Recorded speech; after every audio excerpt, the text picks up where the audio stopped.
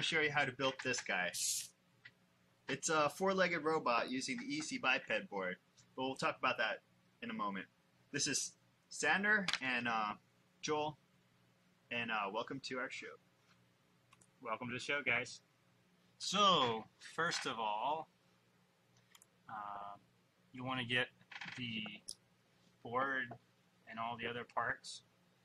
So, you'll find those at easybotics.com. Oh, I had the window in the wrong place. So, we'll just put that right in front of my face. If you come over to EasyBotics, just easybotics.com, and click on Store. And here it is right here. They're sold out at the moment, but they have more on order. They'll have more soon. So you can get that there. The next thing you'll need to get will be all of these plastic bits that hold everything together. Yeah, and some of these too.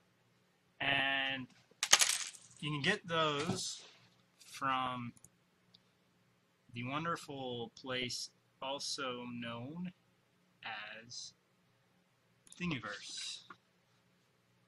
And if you go to Thingiverse, thing:44734, you get the Quad-Ped. We'll have a link below the video in the description. And you can download all the files to print the parts. If you can't print them, you can also go to makethisreal.com, and soon they'll have those up for order. I don't know how soon that's going to be. Well, hopefully soon. Right. So then the next thing you'll need, the biped bot, is short a couple of these servos. So what you want to do is go to, did I lose it? Is it still here? Go to Hobby King, and you can just type in 5G servo, and it comes up. They're like $3 a piece, $3.50. So you can get those there. And so that's where we get the parts. Okay. Back to you, Sander.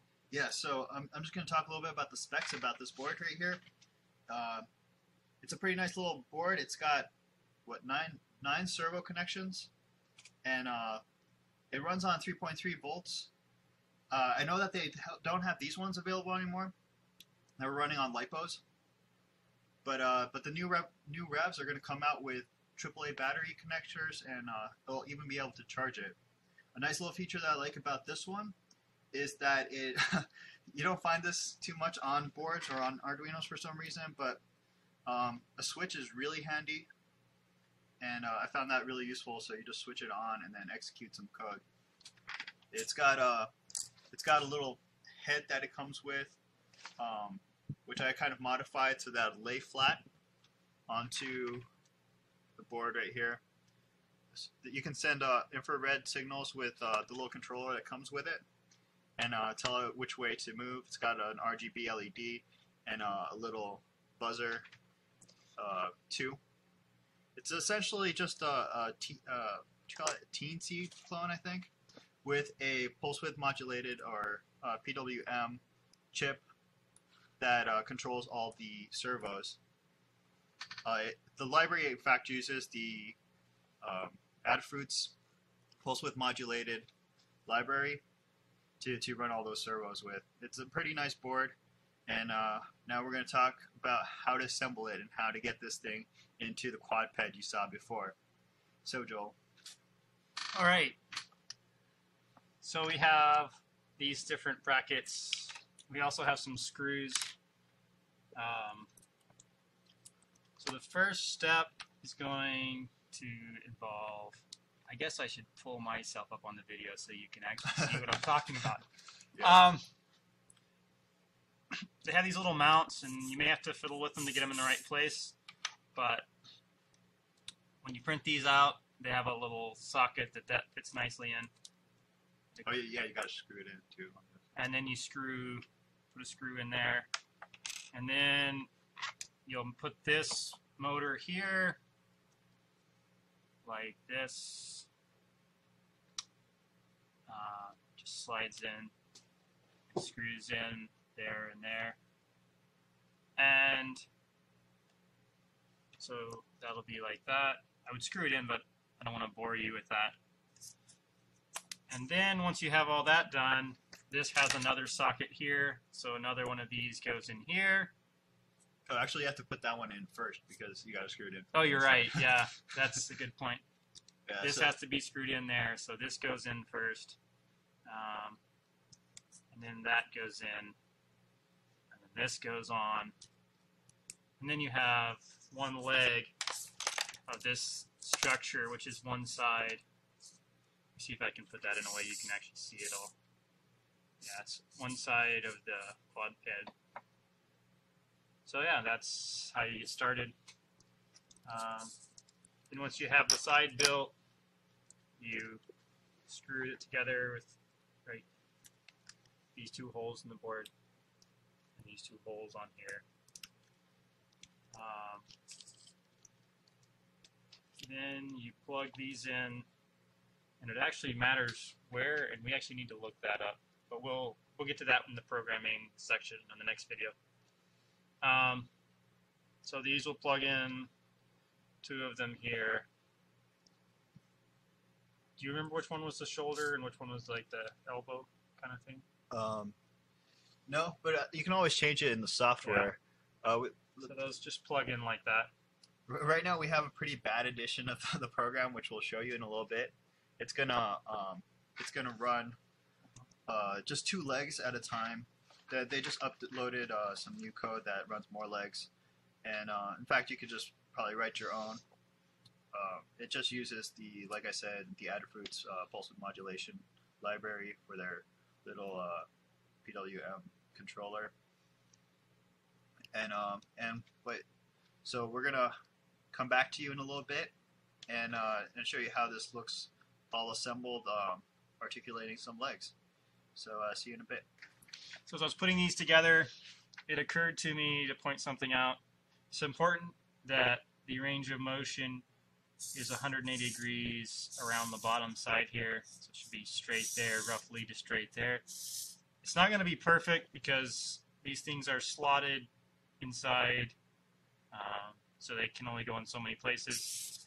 So just before you mount this piece on, spin it all the way around one direction, and then make it be flat. That's all there is to it. And this piece goes on, and you screw it on, and the world's a happy place. All right, so we're back, and here it is. This is roughly what it should look like. We were just talking about alignment before, so you also want to make sure that these have the right range of motion. Otherwise, it won't work right. So let's see it. Dude. All right, let's turn it on. Cool. Now it's kind of loading. So technically right now, it should be able to move at least 2 of the legs, right? That's just with the current program because it's running the biped program, right? So it's assuming it's only got 2 legs because we haven't programmed any more legs. But we'll save that for next time. But for so far, we should be able to see some movement with this, right? I think so. I guess not. Huh. Oh, I saw something. Yeah, the biped was pretty slow. I thought I changed it though. Oh yeah, maybe not. Maybe it's running the old code. I don't remember. But oh, maybe I know what it is. It's because the 2 middle ones aren't. We probably misconnected this right here. Oh yeah, you put it in the wrong one. Okay, let me. You should probably switch it off first. Yeah, probably. Okay, so these get plugged in 2, and then a gap, and then 2 more. So it's one side, and then the other side. And you can assign the pins and stuff when you write the code, which we'll be covering next time. Alright, it helps to have everything plugged in the right place. Just for the cool effect of watching it stand up, we'll sit them down again. It is kind of cool. Oh. What? And I like it more when it has to load first. It stands up. It's gonna stand up, yeah. I scared my girlfriend once. Oh, yeah. It's like, what was that? Oh, there you go. Oh, cool. 2 legs moving. So we have half a walk sequence because it's a biped still, or it thinks it is. All right, so there it is. Next week we'll be working on The programming. Yeah. And potentially even like hooking it up through serial to like a Beagle board or something. I have one right here. Probably show because that would fit so nicely. Right there. Look at that. It's exactly the same size. Maybe we should make a case for it where it just like screws on top. That could be pretty cool. You Nice. think it could stand up with it? Should be able to. Definitely can, right? We can try it. And then you can have a whole autonomous robot there. It's smart. You can put a camera on it, and it can navigate.